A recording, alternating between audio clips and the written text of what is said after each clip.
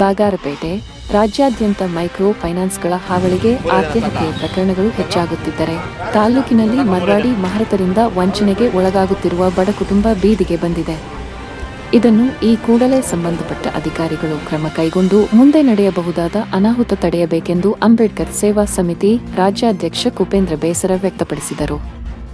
ಪಟ್ಟಣದ ನಂದಿ ಮೆಡಿಕಲ್ ಮುಖ್ಯ ರಸ್ತೆಯಲ್ಲಿರುವ ಮಹಾವೀರ್ ಜ್ಯುವೆಲ್ಸ್ ಸಮೀಪ ಪತ್ರಿಕಾ ಹೇಳಿಕೆ ನೀಡಿದ ಅವರು, ತಾಲೂಕಿನ ಆಲಗಾನಹಳ್ಳಿ ಸುರೇಶ್ ಎಂಬುವವರು 40 ಗ್ರಾಂ ಚಿನ್ನ, 50,000 ನಗದು ಹಾಗೂ ಹೊಸಕೋಟೆ ಗ್ರಾಮದ ವೆಂಕಟೇಶ್ ಎಂಬುವವರು 120 ಗ್ರಾಂ ಚಿನ್ನ, 1 ಲಕ್ಷ ನಗದು ಹಣವನ್ನು ಪಟ್ಟಣದ ಸುಪ್ರಸಿದ್ಧ ಚಿನ್ನದ ಅಂಗಡಿ ಮಹಾವೀರ್ ಜ್ಯುವೆಲ್ಸ್ ಮಾಲೀಕರಿಗೆ 916 ಮಾದರಿಯಲ್ಲಿ ಹೊಸ ಆಭರಣ ಮಾಡಿಕೊಡುವಂತೆ ಕೊಟ್ಟಿರುತ್ತಾರೆ.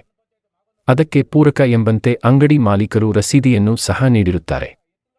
ವಿಪರ್ಯಾಸ ಅಂಗಡಿ ಮಾಲೀಕ ಈಗ ನನಗೂ ಈ ಘಟನೆಗೂ ಯಾವುದೇ ಸಂಬಂಧವಿಲ್ಲ, ನೀವು ನನ್ನ ಮಗನ ಬಳಿ ವ್ಯವಹಾರ ಮಾಡಿರುವಿರಿ ಎಂದು ಉಡಾಫೆ ಉತ್ತರ ನೀಡಿ ವಂಚನೆ ಮಾಡುತ್ತಿದ್ದಾರೆ ಎಂದು ಆರೋಪಿಸಿದರು.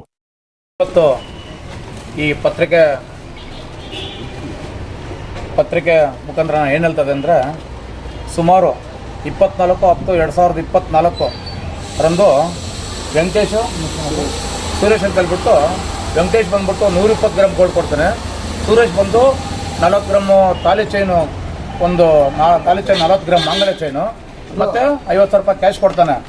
ಈಗ ಏನು ಮಾಡ್ತಾನೆ, ಯಾರೋ ಮಹಾವೀರ್ ಚಂದ್ ಬಂಗಾರಪೇಟೆ ತಾಯಿ ತಂದೆ ಮಗ ಇಬ್ಬರು 2 ಅಂಗಡಿ ಹಾಕಿರ್ತಾರೆ, ಒಂದು ಅಂಗಡಿ ಇಲ್ಲ ಹಾಕಿರ್ತಾರೆ, ಬಜಾರ್ದಲ್ಲಿ ಹಾಕ್ತಾರೆ. ಇವ್ರಿಗೂ ಸುಮಾರು ವರ್ಷಗಳಿಂದ ಅವ್ರಿಗೊಂದು 20 ವರ್ಷಗಳಿಂದ ಪರಿಚಯ. ಒಂದು ಅಂಗಡಿ ಅಂದರೆ ಯಾವುದೇ ಒಂದು ಅಂಗಡಿ ಪರಿಚಯ ಅಂದರೆ ನಮ್ಮ ಸೇಟ್ ಅಂತ ಬಿಟ್ಟು ಒಂದು ನಂಬಿಕೆ.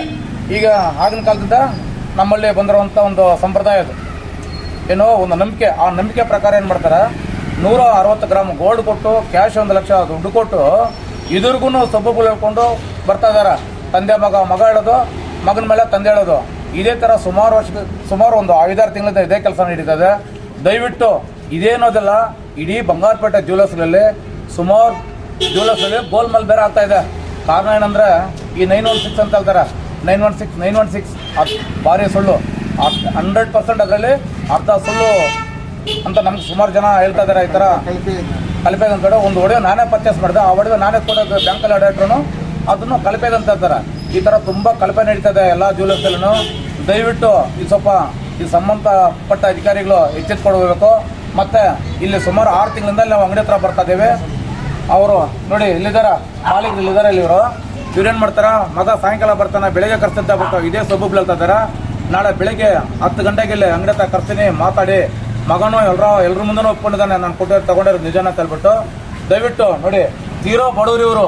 ಒಂದು ಹೊತ್ತು ಊಟ ಮಾಡ್ಬೇಕಂದ್ರೆ ಬೆಳಗ್ಗಿಂದ ಕಸ ಕೊಡಬೇಕು, ಊಟ ಮಾಡಬೇಕು ಅಂತ ನಂಬಿಕಸ್ಥರಿಗೆ ಈ ಅಂಗಡಿಗೆ ಇವ್ರ ಹತ್ರ 15 ವರ್ಷಗಳಿಂದ ಮುಖಪರಿಚಯದಿಂದ ಒಂದು ನಂಬಿಕೆ ಮೇಲೆ ಕೊಟ್ಟಿರ್ತಾರೆ.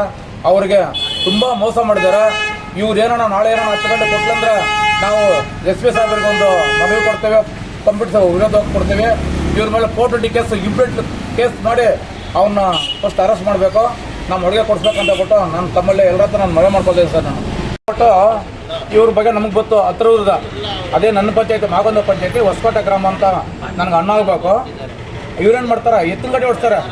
ಅಂದರೆ ಈ ಉಳ್ಳಕ್ಕೆ ವ್ಯವಸಾಯ ಮಾಡೋರು ಒಂದೊಂದು ಸಾರಿ ಹೋದಾಗ ಏನೋ ಒಂದೊಂದು ಗ್ರಾಮ ಕೂಡಿಟ್ಕೊಂಡು ಎಲ್ಲ ಅಲೆ ಹೊಡೆ ಇಟ್ಟಿದ್ದು, ಒಂದು ಬ್ಯಾಸ್ಲೆಟು, ಚೈನು, ರಿಂಗ್ಸು ಅಲೆಯೋದು, ಅವ್ರ ಮಿಸ್ಸಸ್ ಎಲ್ಲ ಇದ್ದಿದ್ದೆಲ್ಲ ಆಗ್ಬಿಟ್ಟು ಇವ್ರೇನು ಮಾಡ್ತಾರೆ, ನಂಬಿಕೆ ಮಾಡ್ತಾರೆ.